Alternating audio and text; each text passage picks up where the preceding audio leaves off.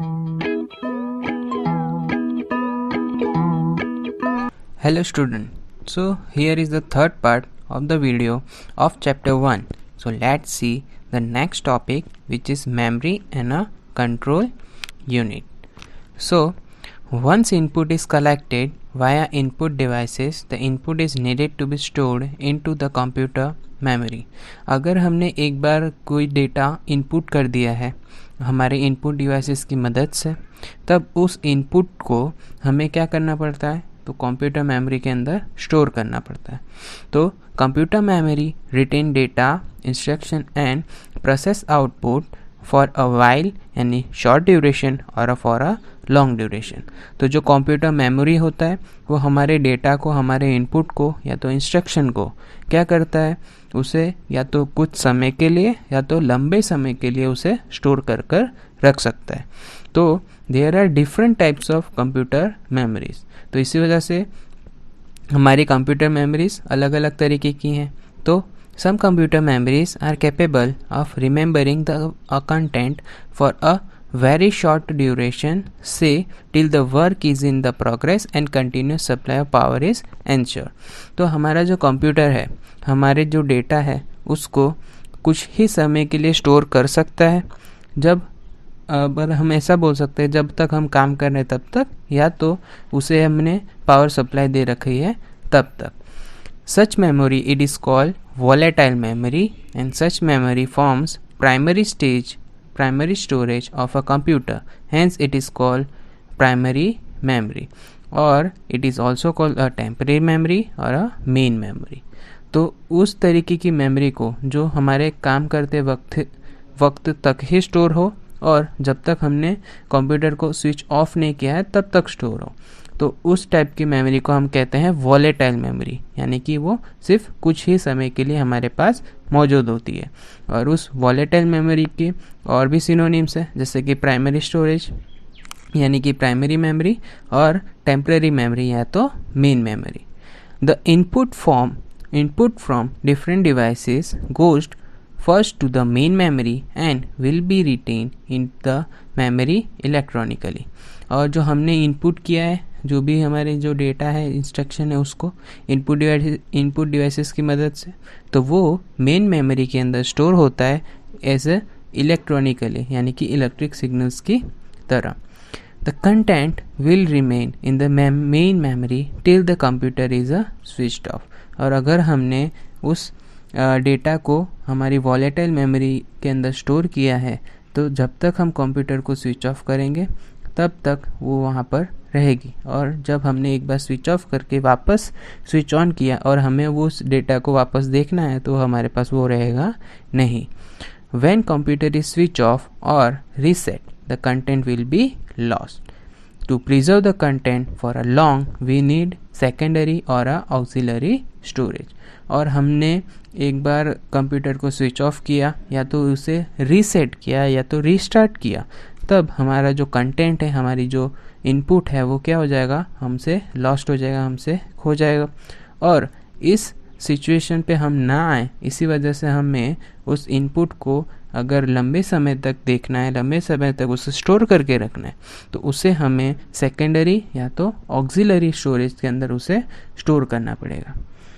Secondary storage memory is not a volatile and content can be preserve for a long time.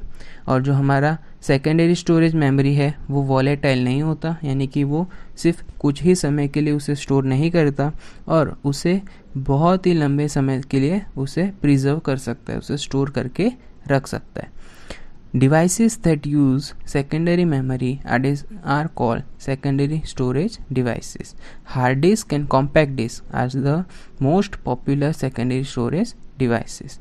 तो जो भी device है वो secondary storage device को अगर इस्तेमाल करता है तो उसे हम सेकेंडरी स्टोरेज डिवाइस कहते हैं. तो सेकेंडरी स्टोरेज डिवाइसेस के एग्जांपल है हार्ड डिस्क और कॉम्पैक्ट डिस्क, यानी कि हमारी CDs.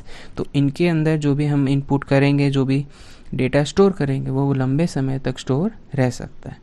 Unlike the primary memory, the secondary storage is a non-volatile, slow in comparison with primary memory, less expensive and large in a capacity. तो जिस तरह हमारी जो प्राइमरी मेमोरी है उस तरह जो सेकेंडरी स्टोरेज है वो वॉलेटाइल नहीं है, लेकिन थोड़ी सी स्लो है अगर हम प्राइमरी मेमोरी को उसके साथ कंपेयर करें तब, और लेस एक्सपेंसिव है यानी ज़्यादा महंगी भी नहीं है, और बहुत सारा डेटा, कितना भी हमें डेटा स्टोर करना है तो वो बहुत ही लार्ज कैपेसिटी में वो डेटा को स्टोर कर सकती है। As mention, once the data and instruction are entered into the memory, instructions are executed and result is prepared। तो हमने जैसे देखा, अगर हमने एक बार डेटा या इनपुट जो भी इंस्ट्रक्शन हमें कंप्यूटर को देना है उसने हमें मेमोरी के अंदर उसे स्टोर कर दिया, उसको इंस्ट्रक्शन दे दिया, उसके बाद वो हमारा जो कंप्यूटर है वो हमारा रिजल्ट प्रिपेयर करता है। तो as per the requirement of the user the result is preserved in the memory और send to the output unit. तो हमें जो काम उससे करवाना है या तो उसे स्टोर करके रखना है या तो हमें आउटपुट चाहिए उसका, तो वो उस तरह हमारा कंप्यूटर उसको परफॉर्म करता है।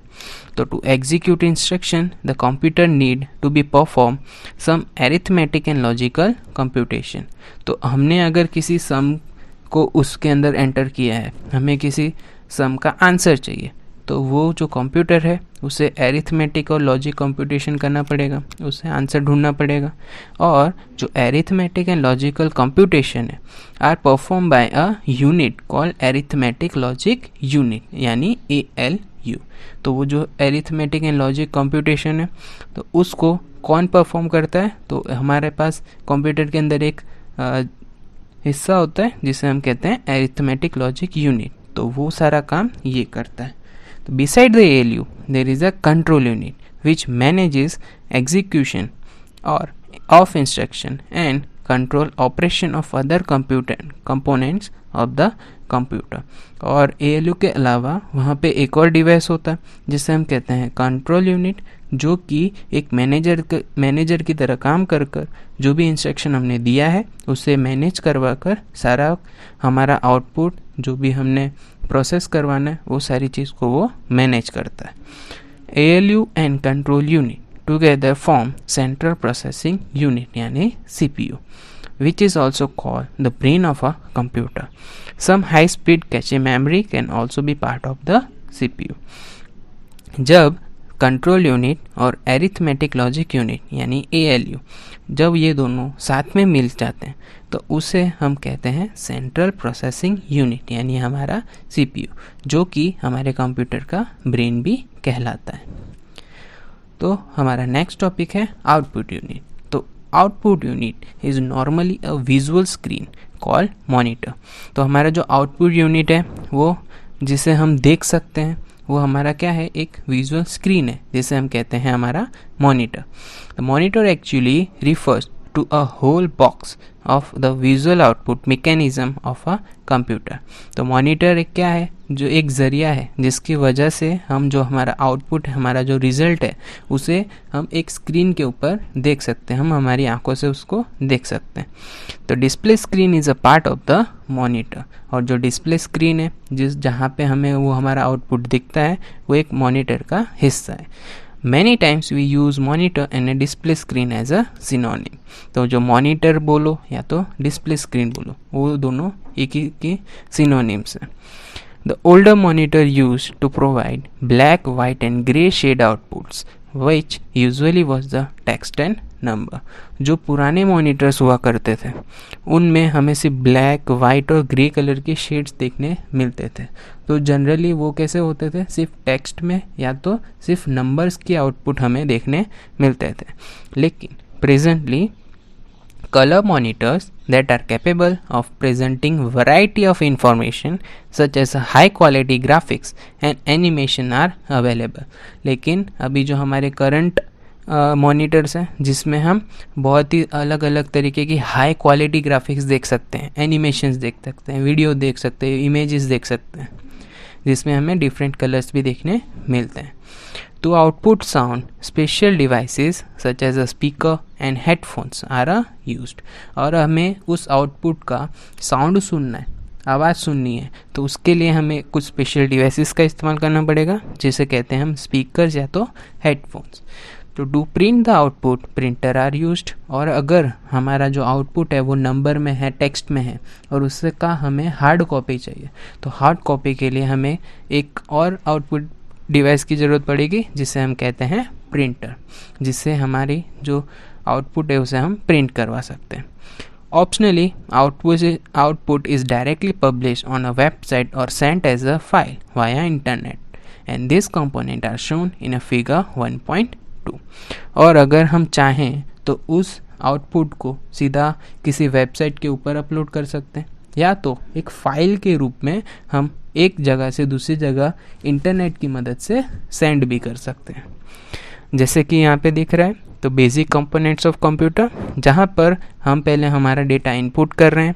इनपुट करने के बाद वो जो डेटा है वो सेंट्रल प्रोसेसिंग यूनिट में जाएगा, जहाँ पर कंट्रोल यूनिट और ALU प्रेजेंट है, और उसे वो हमारी ज़रूरत के हिसाब से प्राइमरी मेमोरी या तो सेकेंडरी मेमोरी में स्टोर करेगा, और या तो हमें आउटपुट चाहिए तो वो हमें हमारा आउटपुट दे देगा।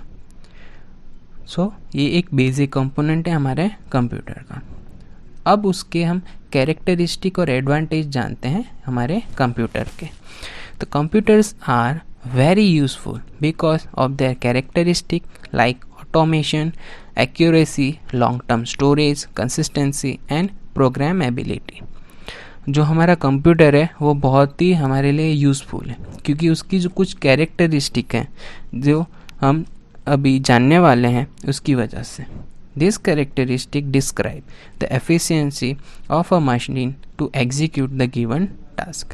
Hence, these characteristics are also known as efficiency-oriented characteristics. And these characteristics are described below. तो हमें कुछ कैरेक्टरिस्टिक दी गई हैं या तो कुछ एडवांटेजेस बताए गए हैं हमारे कंप्यूटर के। तो हमारे पहली कैरेक्टरिस्टिक है, पहला जो कैरेक्टर है कंप्यूटर का वो क्या है, एक ऑटोमेशन। ऑटोमेशन क्या है, तो computer are automatically perform a given task. तो जो हमारा कंप्यूटर है, हमारा जो भी टास्क हमने उसे इनपुट किया है, जो भी हमारा डेटा इनपुट किया है, उसे वो ऑटोमेटिकली परफॉर्म करता है।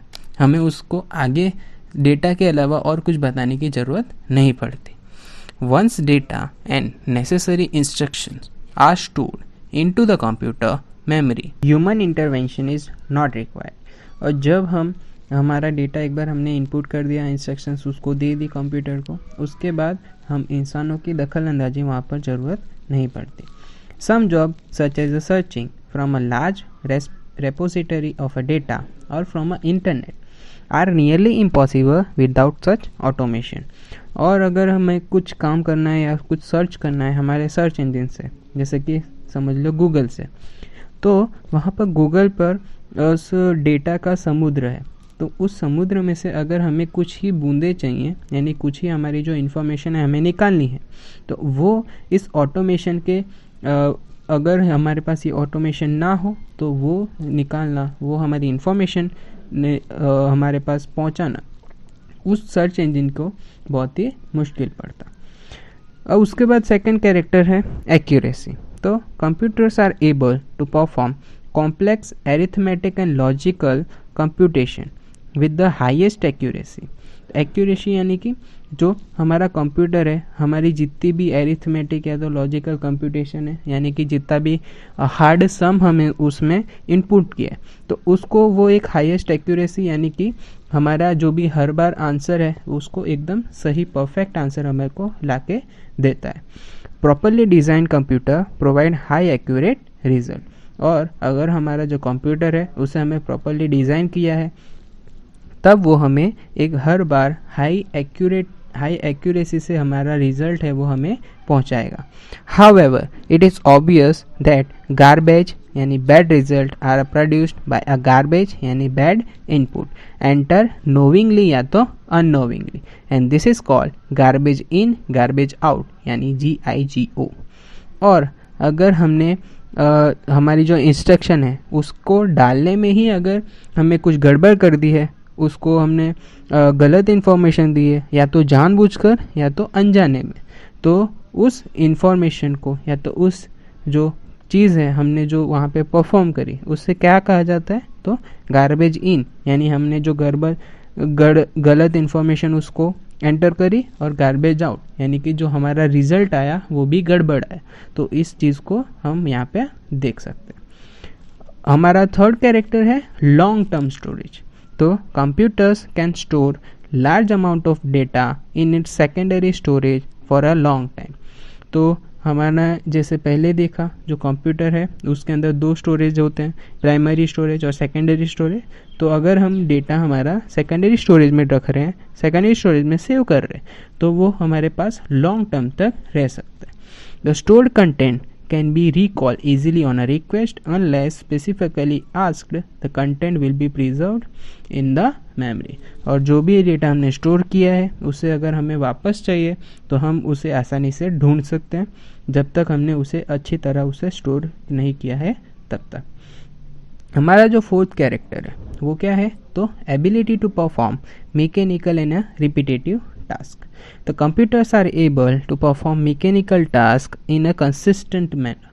They do not possess human-oriented limitation such as a loss of interest, likings and a physical capacity.